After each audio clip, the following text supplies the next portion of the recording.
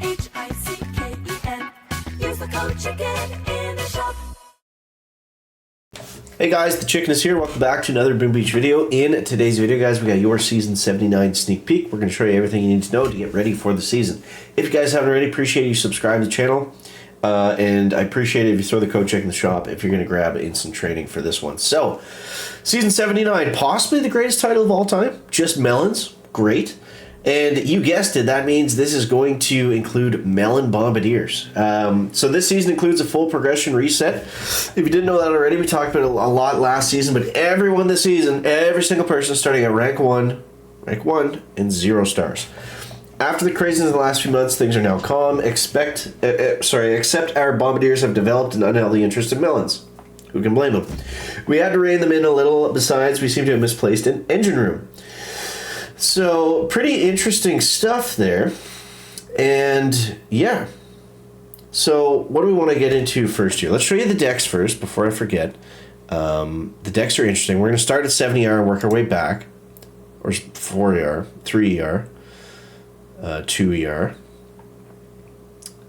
2, 4, so there's 70ER. These are all over the place. My apologies. 6ER. 5ER. So pretty tough decks, especially towards the end. They get all the decks are fairly long and kind of windy, but if it's going to be a Bombardier season for at least the beginning part of it, then that's probably a good thing. So very interesting deck layouts. Okay, now season stats. This tells the whole story of what we're in for, guys. Now you notice I have an asterisk beside each stat here. That means that it is totally all made up of multi-nodes. There's 0 base troop health, base troop damage, base DBD, base building health. You can pick exactly what you want to take, and this is the maximum of each. So you notice troop damage being the highest, followed by building damage, followed by troop health, then building health, and there's one measly gunboat energy at the absolute very end of this crazy tech tree. So a couple important things to touch on before we start walking through this one. You can skip an engine room. So they have the 5th ER right there. You don't need to unlock it. You can go straight from 4 ER all the way up to 6 ER if you want. Now, from what I tested, no matter what, if you unlock the 6 ER, you get the 6 engine base. If you unlock the 6 and then you go back here, I believe you still have the 6 ER base. I don't think it switches back to the 5 ER base because the 5 ER base is a little bit smaller. Could be wrong, it's a dev build. I don't know for sure 100%. I did ask Supercell and they didn't answer me, so we can confirm that as the days go on, but I believe that's accurate. So I don't think there's much of a purpose of unlocking the 5th engine. Other than if you really think that that's going to make a big difference. The only thing behind it is a prototype node, which isn't a bad node. It's a good one, but it's very expensive. So I imagine most people skip it. But let's back it up. Let's walk you through the tech tree here. So starting off, we've got warriors, cannons, and flamethrowers. So I believe warriors are the only troop that we can attack with until melon doodlers. But most people probably rush melons, so warriors might be okay for about 30 seconds, but that'll be about it.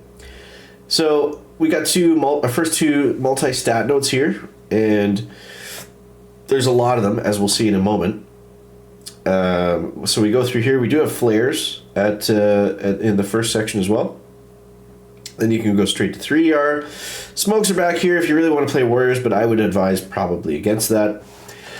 So then we move forward and we can get riflemen and melon bombers right away, and I imagine that's going to be the meta for the time for a long time because there's a million multi-stat nodes again, as we can see shown by these stats.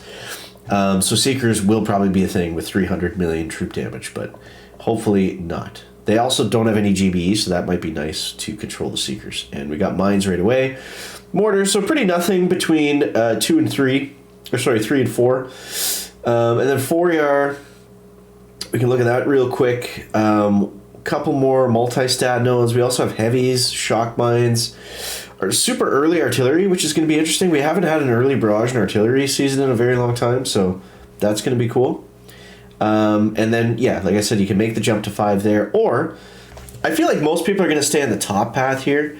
We got Rodero and Everspark on the bottom, but we got a kind of nothing troop boost node there between warriors, tanks, and heavies, which I don't think many players will be using, maybe heavies. But so up top here, we got more defense. We got boom cannons. We got rocket launchers.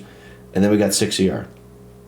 So I think this season, guys, is going to be all about who can get to this stuff the fastest. All of these stats here, because there's a lot of them. There's a lot of them. And by going up this top path, you're going to be able to put all those tokens at some point into a rocket launcher, so that's going to be nice. So after 6, we do have another prototype node available, just to show you what it is. We finally have shock bombs and shock launchers, and then we also have seekers. So all the guys that are rushing seekers are probably going to have all that defense. I guess the mech path is cheaper for them if they want to go that way. Be that as it may, it's still a viable option. Then we've got barrage as well. Critters. Now we've got all this stuff, but we've got 0 or just whatever the base gunboat energy is from upgrading the gunboat at this point. We don't have anything else after that. You got boom mines up here. Heavy choppers on the bottom path, unless you want to go through this way, but you can't just go backwards. You got to unlock a hero first, so that becomes more expensive. And we probably don't want to get rocket choppers and bullet just to get heavy choppers, right? So that's going to be interesting. So once we get to 7 ERs, this is where things get crazy. So we got laser rangers here, crater launchers on the bottom, and look at this, guys. So we've got a nice prototype node.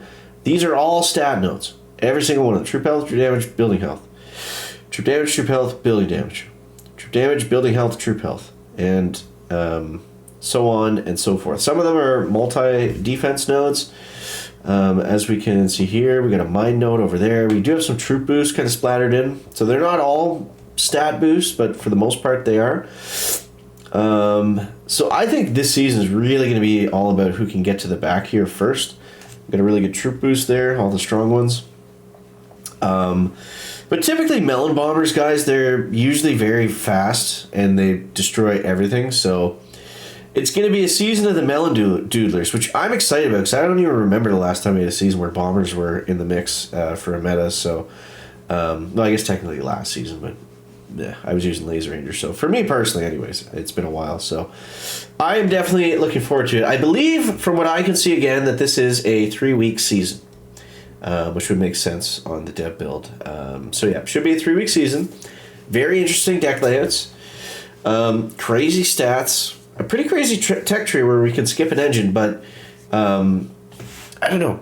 Looking at these stats, what happened the last time we had all these crazy stats was it ended up being all about troop damage. Nothing else really mattered, which I think with close to 400% is probably what we're leaning towards again. So yeah, there it is. You guys let me know what you think down below. Appreciate you. Thank you for watching. We'll catch you next one. Check it out. Back.